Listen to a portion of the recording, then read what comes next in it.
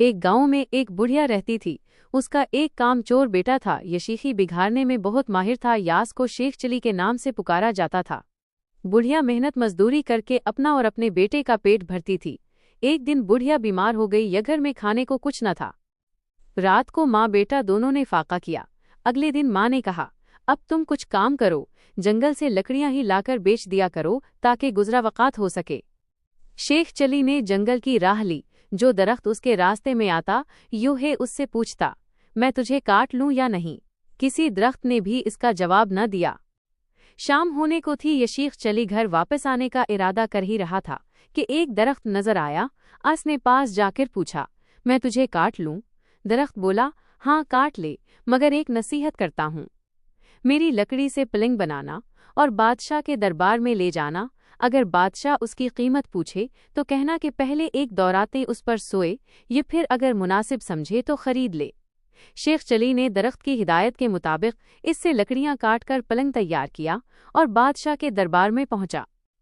बादशाह ने कीमत पूछी तो शेख चली ने कहा, पहले आप इसको 1-2 रात इस्तेमाल करें, या अगर इसमें कोई खूबी पाएं तो इनाम के तौर पर जो दिल चाहे दे दें। बादशाह हैरान हुआ और शेख चली के कहने पर नौकरों को हुक्म दिया कि आज यही पलंग मेरे कमरे में बिछाया जाए। रात हुई। बादशाह इसी पलंग पर सोया तो आधी रात को पलंग का एक पाया बोला, आज बादशाह की जान खतरे में है। दूसरे ने कहा, वो कैसे? तीसरा बोला, बादशाह के जूते में काला सांप था। चौथे ने कहा, बादशाह को चाहिए कि सुबह जूते को अच्छी तरह झाड़ कर पहने। अलामत वावेन। सुबह वाकई ऐसा ही हुआ। बादशाह के जूते में सांप था। जूते झाड़ने की वजह से सांप निकलकर भाग गया। इस तरह बादशाह की जान महफूज रही।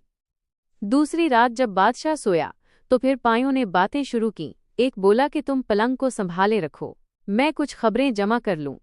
तीनों पायों ने पलंग को थामे रखा। चौथा वापस आया तो उसने खबर सुनाई कि बादशाह का वजीर साजिश करके बादशाह को खत्म करने के बारे में सोच रहा है। फिर दूसरा पाया गया और खबर लाया कि बादशाह की बीवी वजीर से मिलकर बादशाह को जहर देना चाहती है। तीसरे पाए ने तजवीज़ पेश की कि बादशाह को चाहिए कि वजीर को मरवा दे। चौथा पाया गया और ये खबर लाया कि बादशाह को जो दूध सुबह पीने को दिया जाएगा उसमें जहर होगा। बादशाह ये सब कुछ सुन रहा था। सुबह उठकर जब इसे दूध दिया गया तो उसने ना पिया बल्कि एक बिल्ली को पिला दिया।